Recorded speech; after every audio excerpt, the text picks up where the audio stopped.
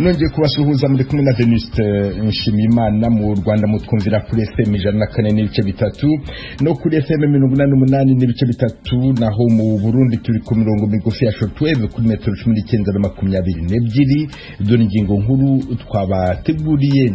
Mu Rwanda urubanza rw'imiryango igera kuri 27 ituye mu murenge wa Nyarutarama mu mujyi wa Kigali rwari kuri uyu munsi ntirwabaye. Bamwe muri abo baturage bafashwe barafungwa. Baziraga ko bari baje mu rukiko bambaye udupira tw'ibara ry'icyatsi twanditseho ngo Kangondo and Kibiraro need justice, no kuvuga ngo iyo midugudu yombi ikeneye ubutabera. Turahamagara mugenzi wacu Eric Bagiruwubusa. Umucamanza wasabye abarega gushaka umuhuza muri uru rubanza. Abarundi 230 bari barahungiye muri Tanzania kuri wa kane basubiye mu gihugu cyabo. Mugabo turetse nico umwe wese niwe yiyumvamo yuko yoguma ngaha cyangwa akajya ahandi mu bugwaneza atampaka zirimo umuntu agahunguka ku bushake bwiwe nyene. Bari bacumbikiwe mu nkambi ya Nduta bakaba basuye mu ntara za Makamba, Rutana na Ruyigi. Ayo makuru kimwe nandi avugwa hirya no hino kw'isi ni mukanya mugume ku maradiyo yanyu. Duhere ku makuru avugwa hirya no hino kw'isi mwateguriwe kandi mugezwaho na mugenzi wacu Aloyize Bigirimana. Aloyize, wongeye kwirirwa? Mwiriwe Veniste, tuyahere mu yavugwa ku mugabane wa Afrika. Abanyeshuri hafi 30 bo muri koleji baheruka kunyuruzwa n'abitwaje ibirwanisho babakuye mu ishuri haraheze amezi 2 mu buraruko bushira ubuseruko bwa Nigeria. Muri iki gihe baridegembya. Abategetsi ba leta yabo babivuze ejo ku munsi wa gatatu. Inyuruzwa ry'abo banyeshuri muri leta ya Kaduna mu kwezi kwa gatatu ryari mu yandi manyuruzwa kivungwa akorerwa mu mashuri n'amakaminuza muri Nigeria kuva mu mwaka uheze. Igipolisi cyo muri leta ya Kaduna ariko nticavuze ingene abo banyeshuri barekuwe hamwe nuko amagara yabo yifashe. Leta ya Nigeri yavuze ejo ku munsi wa gatatu ko 15 mu basirikare bayo bishwe mu gitero c'iterabwoba hafi y'urubibe na Mali. Bakaba baciye bashika kuri 31 bishwe mu minsi 4. Ubushikiranganje bwo kwivuna abansi bwa Niger bwavuze ko abagabo bitwaje ibikoho biremereye bateye abasirikare bari mu rugamba rwo kurwanya iterabwoba hafi y'igisagara ca Banibangu mu ntara ya Tilaberi ku munsi wa kabiri. Ubwo bushikiranganje buvuga kandi ko abandi basirikare 4 bakomeretse muri ico gitero kandi uruhigi rwabo yise abicanyi rukibandanya. Ku ruhande rw'umwansi igisirikare kivuga ko abakora iterabwoba batari bake bishwe n'ibikoresho byabo birasamburwa. Sudani yamenyesheje ejo ku munsi wa gatatu ko yaronkejwe n'Ubwongereza, Ubuswede na Irlande ingurane y'imiliyoni 225 z'amadolari azoyifasha kuriha ibirarane iheraniye banki ya Afrika y'iterambere. Sudani iri mu muvuduko udasanzwe wo kudodora hirya no hino isaba gukugwa ko amadeni, kuronsa amafaranga n'ibigo mpuzamakungu hamwe no kurondera abanyamitahe baza gufasha kunagura ubutunzi. Sudani iri mu bihe by'ifata kibanza kuva mu kwezi kwa kane 2019 Omar al-Bashir akuwe ku butegetsi. Ubu butegetsi bwiwe bwaranzwe n'ibihe bitoroshe by'ubutunzi, intambara hamwe n'ibihano mpuzamakungu. Mu mwaka uheze Amerika yarakuye Sudani ku rutonde rw'ibihugu bifasha iterabwoba, iba imwe mu ntambwe ihambaye yatumye ico gihugu congera kwizerwa n'abatanga imfashanyo z'amafaranga mu makungu. Washington, ijwi rya Amerika. Muyavugwa mu makungu, umuhinga akongera akaba n'umutegetsi muri leta y'Ubuhindi yaragabishije ejo ku munsi wa gatatu ko ico gihugu gishobora kwinjira mu gice kigira gatatu c'abandura ku bwinshi COVID-19. Ni mu gihe kiriko kirasinzikazwa n'ikindi gice uwo mugera uri kuhitana abashika 4,000 ku munsi. Umuhinga Vijay Raghavan yatanze iryo gabisha mu gihe ishiramwe mpuzamakungu ryita ku magara y'abantu OMS rishikiriza ko Ubuhindi bwashikanye ica kabiri c'abandura ku isi mu ndwi iheze hamwe n'ica kane c'abafa ku isi hose ico gihe bahitanywe na COVID-19. Lagavane yavuze ko atankeka ikindi gice cya gatatu cirandagata ry'uwo mugera ku bwinshi kizoba uravye ingene uriko urakwirakwira mu banyagihugu. Ubuhindi bwasinzikajwe n'ibura ry'umwuka wa oxygene ukenewe mu kuvura abanduye hamwe n'ibikoresho bikenewe mu guhingura incanco za COVID-19. Amashirahamwe arenga 200 ya societe civile hamwe n'ayaharanira agateka ka muntu yo kw'isi yasabye akanama ka ONU kajejwe amahoro n'umutekano gufatira Myanmar ibihano ku bigwanisho. Ayo mashirahamwe avuga ko ivyo bishobora kuzobuza igisirikare gukora ubwicanyi hamwe n'ayandi mabi. Louis Charbonneau, umuyobozi wa Human Rights Watch muri ONU, yavuze ko ako kanama kananiwe guhangana n'akagwi k'abasirikare kafashe ubutegetsi muri Myanmar. Amashirahamwe y'agateka ka muntu avuga ko abasivile barenga 760 bishwe barimwo abana 51 hamwe n'abarenga 4,600 bahagaritswe n'inzego z'umutekano. Ubwongereza nibwo bukurikirana ikibazo ca Myanmar muri ako kanama k'ibihugu 15 ariko bwarananiwe gutanga integuro y'itegeko ry'ibihano kuri ico gihugu. Abadiplomate bavuga ko bwatinye ko Ubushinwa hamwe n'Uburusiya bicuritse na Myanmar buzoca burizibira rikaba imfagusa.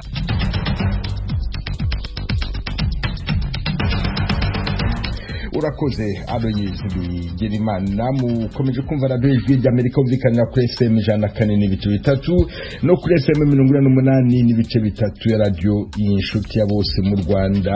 Mu Burundi ni ku mirongo migufi ya shortwave kuri metero 19 na 22.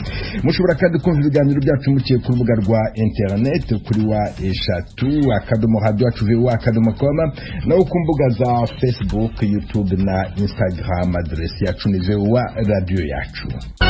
Iwanyu mu ntara. Tuyagire mwisanzuye kw'Ijwi ry'Amerika. Ni kuva kuwa mbere gushika kuwa gatanu kuva isaha 7 gushika isaha 7 n'igice z'umutaga. Iwanyu mu ntara, iwanyu mu ntara, iwanyu mu ntara.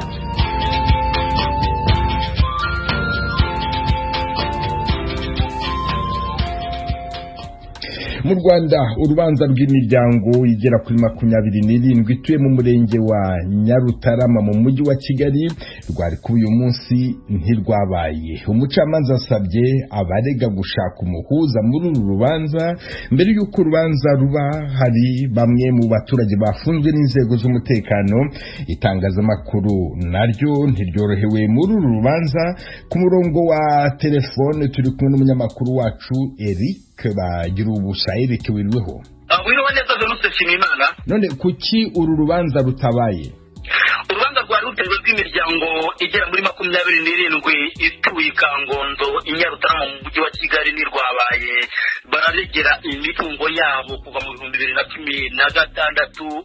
Umucamanza yasabye ko habaho ubuhuza hagati y'umujyi wa Kigali niyo miryango yabashije kureka. None se ubwo buhuza buzakorwa bute? Ubwo buhuza ukurikije ukuri inteko iburanisha yabisobanuye, hagiye kubaho kumvikana hagati y'abaturage barize ndetse n'umujyi wa Kigali, bicare bamwe bagire ibyo bemera n'abandi bagire ibyo bemera kugira ngo bagire aho bahurira.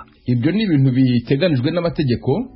Ni ibintu biteganijwe n'amategeko, na mbere y'uko biba umucamanza yasabye abanyamategeko bunganira imiryango irega umujyi wa Kigali gusohoka bakabanza bakabiganiraho bakumva niba ubwabyo bishoboka. Baje rero basaba umucamanza ko ahubwo ari we wa ababera umuhuza hagati yabo n'umujyi wa Kigali. Umucamanza yavuze ko hazabaho kuganira amatariki bazemeranyaho ndetse n'icyo bazaba basaba buri ruhande icyo ruzaba rwemeye.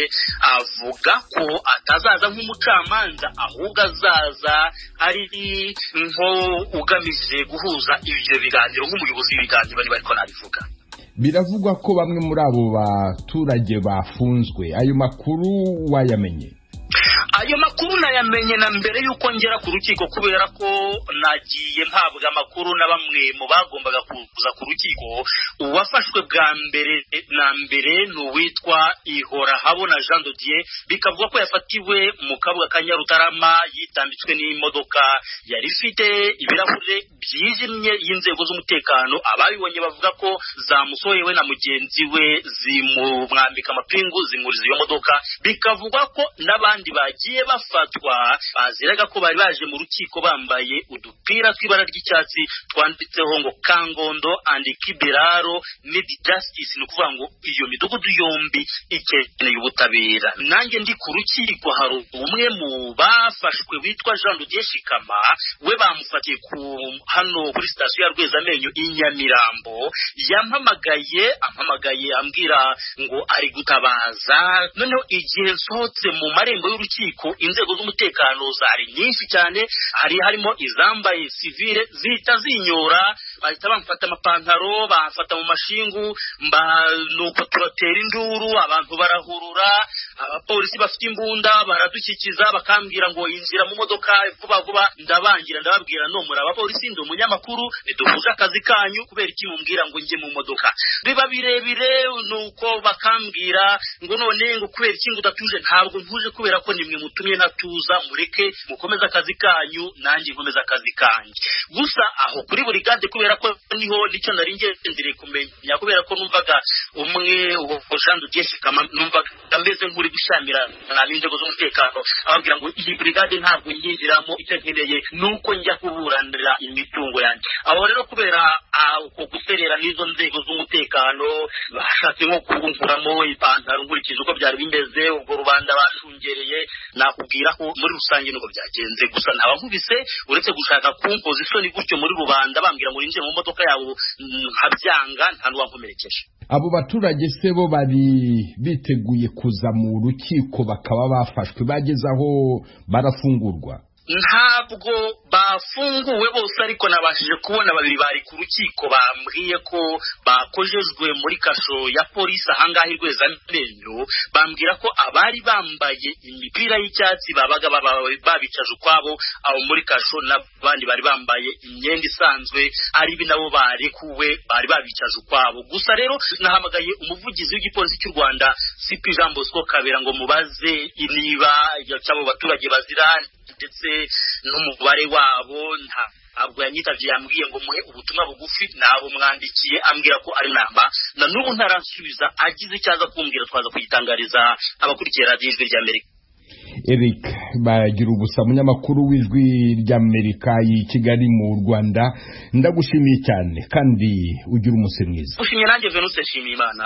Ijwi ry'Amerika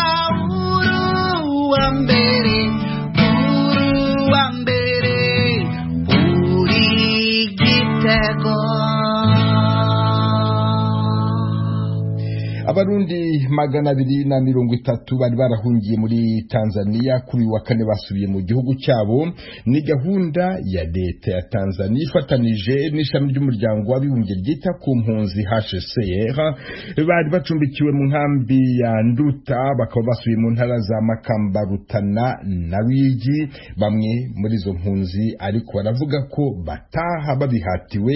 Inkuru irambuye James Jovin muri Tanzania. Kuri uyu wa kane hatahutse imiryango 103 igize abantu 230 biyandikije gutaha ku bushake bwabo bavuye mu nkambi za Nduta, Nyarugusu na Mutenderi. Abari bashizwe ku rutonde nase ni imiryango 120 igize abantu 350. Abahunguka nabo bavuga yuko badataha ku bushake bwabo, ariko ubuzima bubi mu nkambi ari kimwe mu gituma biyemeza gutaha. Ijwi ry'Amerika yatembereye mu nkambi ya Nduta kuri uyu wa kane, aho ryasanze bendikishije gutahuka bariko baritegura gutaha. None twogira gute kwata kundi tutoharira ntitwoharira kuko biratugoye, bamwe bafise ibibazo byinshi. Aha twari twiyumvire yuko boduha natwe ubwicaro kuko aho twirukiye sivuba, ngira mwarabibonye mwese mwarabona. Nicyo kimwe rero twari twisunze iki gihugu c'amata n'ubuki ko bodufata mu mugongo natwe tukatura tukaruhuka. Guhunguka sinabi, ariko natari nabi,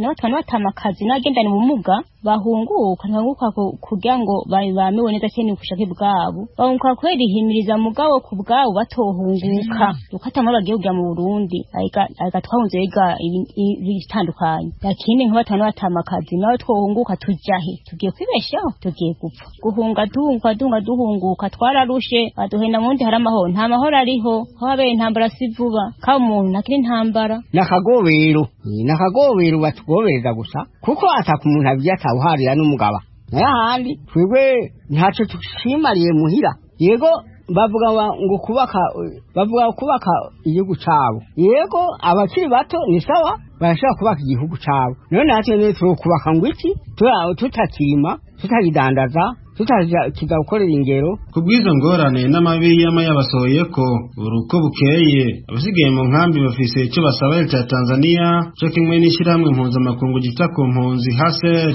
Mugabo turetse n'icyo umwe wese niwe yiyumvamo yuko yoguma ngaha cyangwa akajya ahandi mu bugwaneza ata mpaka zirimo umuntu agahunguka ku bushake bwiwe nyene. Icyo nicyo dusaba, birukanwa ukagenda mengo n'ingufu ziriko nta kamaro. Ivyo nivyo dusaba katuleka tukagenda ku butungane ku mahoro ni mu butungane bw'iwacu. Icyo nsaba UN na leta ya Tanzania ngo dufata neza kuko twebwe aho bazobona amahoro abonetse neza gose nyene nibo nyene nibo bazoza kutubwira ati ni amahoro yabonetse Burundi ni mutahe. Umuyobozi yashinzwe impunzi muri Minisiteri y'Ubutegetsi bw'igihugu cya Tanzania Bwana Sudi Mwakibasi yarakoze inama zitandukanye mu nkambi za Nduta, Nyarugusu na Mutenderi mu ntumbero yo guhimiriza impunzi gutaha. Igihugu cya Tanzania cyitwaza yuko mu Burundi amahoro yagarutse.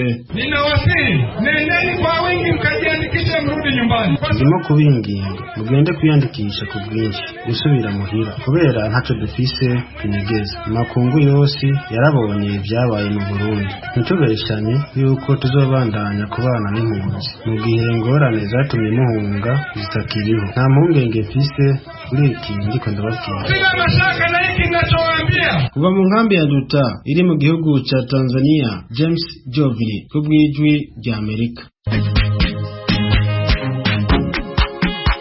Bakunze baradijwi rya Amerika mutuye mu burasirazuba bwa Repubulika ya Demokarasi ya Kongo, tubararikire kujya mukurikira ibiganiro byacu ku maradiyo akurikira. Radio Communautaire La Voix de Mikeno ibunagana ni ku murongo wa FM 99 n'ibice 7. Radio Ngoma na Amani mu mujyi wa Baraka kuri FM 88 n'ibice 8. Radio Baraka FM nayo mu mujyi wa Baraka ku murongo wa FM 94 n'ibice 4. Radio Communautaire de la Vérité ikorera mu mujyi wa Kiwanja kuri FM 99. Naba dukurikira bari mu majyepfo ya Uganda mwakumva ibiganiro byacu kuri radio ijwi riyobora Voice of Muhabura ku murongo wa FM 88 n'ibice 9. Ni radio ijwi rya Amerika iminsi yose kuva kuwa mbere kugera ku cyumweru. Mu Burundi haravugwa ibura ry'isukari mu ntara zose z'igihugu ariko cyane cyane mu murwa mukuru w'ubukungu Bujumbura. Abashinzwe ishyirahamwe Sosumo bavuga ko batanze amatoni 1,300 muri uku kwezi kwa kane agenewe umujyi wa Bujumbura. Kuki iyo sukari itagira ku baguzi bayikeneye? Umunyamakuru w'ijwi ry'Amerika Eloge Wirikaneza yakuzitohoza. Nk'ibihumbi cyane urumva navuze ko ari igice cy'ukwezi, urumva ko 50 namaze kubihomba. Hajewe nari sanzwe imfasha gose nakora nk'ibintu by'ibitumbura mugabo maze hafi nk'igice cy'ukwezi ntakora, urumva ko ari uruhombo runini. Umugabo muri zone Bwiza hagati mu gisagara cya Bujumbura mugwa mukuru w'ubutunzi atunzwe n'umwuga wo gukora ibitumbura, yemeza ko mu kiringo c'indwi zibiri amaze guhomba amafaranga 50 kubera adakora bitewe no kubura kw'isukari. Ikintu cerekeye isukari yabuze cyane muri iyi minsi, iyo natwe turabona impamvu natwe ntidushobora kubitahura, ntituramenya ikintu na kimwe. Muga amatwi adusumira bamwe baratubara ko yoba ija mu bindi bihugu, mugabo natwe twari tuyikeneye gose, yadufasha cyane. Isukari ibuze mu gisagara cya Bujumbura iradutera ubukene. Abandi bakenyezi babiri nabo nyene batashimye gutanga umwidondoro wabo babwijwe rya Amerika ko baheze hafi ukwezi bataronse isukari bifuza. Nituzi ikibazo cyabaye gusa turabona ko isukari yabuze cyane. Umuntu yashaka kugura agasukari k'ijana akanwa mugabo ubu likamukwiye vraiment kadukwiye agasukari k'ijana karabuze cyane. nyene nabibonye ejo nyene mbona isukari ijana nkwiye ndavuga ati ibintu byatanguye geranje vraiment wambeshe sinzi igihe byatanguriyeho muga ndabona ko isukari yabuze cyane. Abaguzi bo ku mugwa mukuru w'ubutunzi Bujumbura basaba leta gutorera umuti ikibazo c'ubukene bw'isukari. Naho uyirose bakubwira ko ikiro ari 4000 n'akayiko iyo baguhaye kajya bahora bagurisha ijana usanga ari kakayiko gatoyi cyane ari mu matekiko dusanzwe tumenyereye bahora badupimira. Imiseze yari ihari ariko ubu tugiye dufite nk'ingo c'ukwezi natwe ntaco turamenya tubona ahantu hose tugiye kumanuze ku mabutike tutaronka hariho n'ukuntu kare bahora batwabwirije yuko twogura ikiro c'isukari tuguranye n'umukate ariko ubu navyo nyene navyo tukironka. Twe twatakambira leta yuko yodufasha ikatubariza ikaturosa twebwe abanyagihugu tugashikirwa n'iyo sukari. Gusaba ko boraba bakagira bakatworohereza nimba ari kirajabuka baraba batworohereza kugira ngo abanyagihugu tworoherwe. Jean-Pierre Nzobandora umuvugizi w'ibiro vy'Ibujumbura bijejwe gusanganya ibikorwa muri iryo shirahamwe yaremeza ko hari ubukene bw'isukari ariko budatahuritse. Ibijanye n'ubukene bw'isukari bwibonekeje muri iyi minsi ivyo natwe turabarundi nk'abandi aho twaye mu makartier barabibonye tumaze kubibona rero dufatanije nabo mu ntwaro n'akamo twaterwa n'abandi baravuze tuti reka duhaguruke kugira ngo ubu bukene turiko turabona bw'isukari twigene ivyo buzanana hana tugira ico dukoze. Hanyuma kuko twabishikirije mbere twaravuze tuti isukari muri Sosumo mu bisanzwe nta kibazo gihari kuko isukari nuko twe dutegekanya kuyitanga ku kwezi twarayitanze turerekana ingene amezi yarenganye twayitanze turerekana nuko kwezi kwa kane nyene twaraye tushoje ingene twari twategekanije kuyitanga mu kuvuga itoni zirenga 1,300 twategerezwa gutanga mu kwezi kwa kane baratanzwe sanga mu makartier yose ngo ku minsi itandukanye dufite rero ingene isukari isohoka ku munsi n'abayitwaye naho baba urumva ari twebwe iwacu n'ibintu bitomoye. Kuri uyu wa kabiri abajeje intwaro mu mazone atandukanye ya Bujumbura bagiranye inama n'abakuru b'amanama mpanuzwa jambo kugira ngo bavugane kuri kino kibazo. Gervais Ndiho atwa zone ya Nyakabiga yagirije Sosumo guha isukari abadakorera muri iyo zone. Isukari itangwa muri zone ya Nyakabiga atari iza muri zone iwacu ahubwo dusanga ari isukari isohoka ija handi. Ivyo rero twovuga yuko atari urusaku kubera ko twarabibonye kandi twarabigenduye twarakoze ivyigwa bitandukanye n'abashefu do quartier aho twasanze hariho isukari ugasanga hariho amazina batubwira yuko abantu bamizo Nyakabiga mugabo ugasanga abo bantu ntibabaho.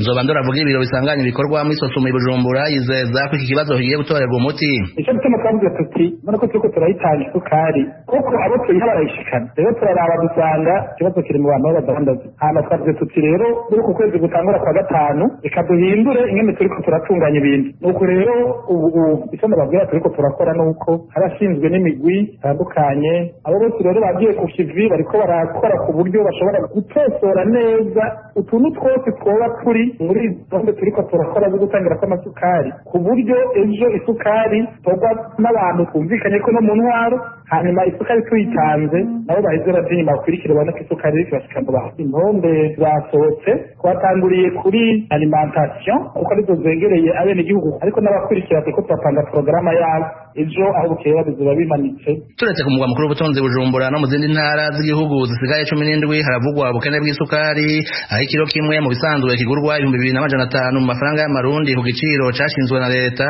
ubu kiri hagati y'3,000 n'4,000. Eroje Burikaneza, Ijwi rya Amerika. Turabaramukije bakunzi namwe banywanyi b'Ijwi rya Amerika. Mu ntumbero yo kuronka amakuru y'imvaho kandi agezweho dushobora gusangiza n'abanywanyi bose ni ngombwa ko tubandanya gukorera hamwe mu kuronka amakuru yizewe kandi twosangiza abatwumva. Kubera iyo mvo Ijwi rya Amerika ribasaba ko mwobandanya kudushikiriza amakuru, amafoto, amavideo y'ibibera aho mutuye, aho mukorera, aho mwiga n'aho mugendera. Mudushikiriza n'ibindi vyiyumviro n'ivyifuzo mufise vyo dufasha kubandanya tubashikira ku nyota y'ibibaraje ishinga mukoresheje urubuga rwa Facebook VOA Radio Yacu canke inomero yacu ya WhatsApp ikurikira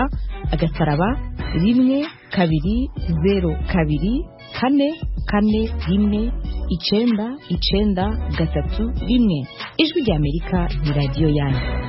Dusubire mu Rwanda aho za kaminuza zigenga zikorera mu gihugu zivuga ko ingaruka z'icyorezo cya COVID-19 zatumye abanyeshuri bagera ku 10,000 bahagarika amasomo. Izi kaminuza zirasaba leta kuzorohereza zigahabwa inguzanyo yazifasha kuzahura ubukungu bwazo. Inkuru irambuye Asumutakaboyi. Umuyobozi w'ihuriro ry'amashuri makuru na za kaminuza mu Rwanda Kabera Kariste avuga ko ubushakashatsi bwakozwe n'ikigo cy'igihugu gishinzwe ibarurishamibare mu Rwanda bwagaragaje ko amashuri cyane cyane ayigenga aza mu nzego za mbere zazahajwe n'icyorezo cya COVID-19. Bwana Kabera akumvikanisha ko mu isuzuma bakoze basanze abanyeshuri bagera ku 10,000 barahagaritse amasomo kubera ingaruka zatewe na COVID-19.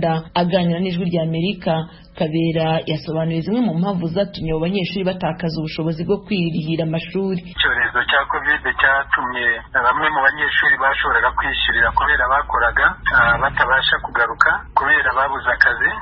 Ikindi ni uko n'ababyeyi nabo abenshi hari ababuze akazi, hari ubushobozi mu by'ubukungu bwagabanutse.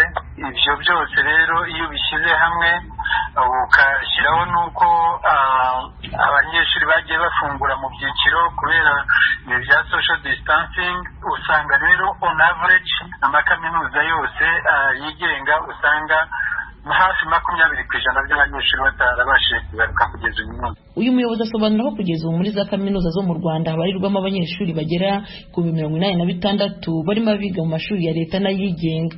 Ayigenga yonyine akihariye 58% by'abiga muri za kaminuza. Kabera asobanura ko usibye ingaruka zageze ku banyeshuri asanga n'amashuri yarahuye n'ingorane zirimo no gufunga. Ugereranije n'ubushakashatsi bumaze no kujya hanze bwakozwe na National Institute for Statistics, usanga education sector ariyo yakubiswe cyane kurusha n'izindi sector zose ku kigero kiri hejuru. Ariko icyo tuzi cyo nk'uko mwanagiye mubibona muri iki gihe cya COVID hari amashuri menshi yagiye agira ibibazo bijyanye n'ubushobozi ndetse amwe akanafungwa. Ubu rero muri iki gihe cya COVID hatagize igikorwa byo biragaragara ko tabura n'andi yagira icyo kibazo. Damu Mukankomeje Rose uyobora inama y'igihugu ishinzwe uburezi asobanura ko kugeza ubu batangiye ibiganiro n'abashinzwe imicungire y'ikigega cyashyizweho na leta ngo kizahura ubukungu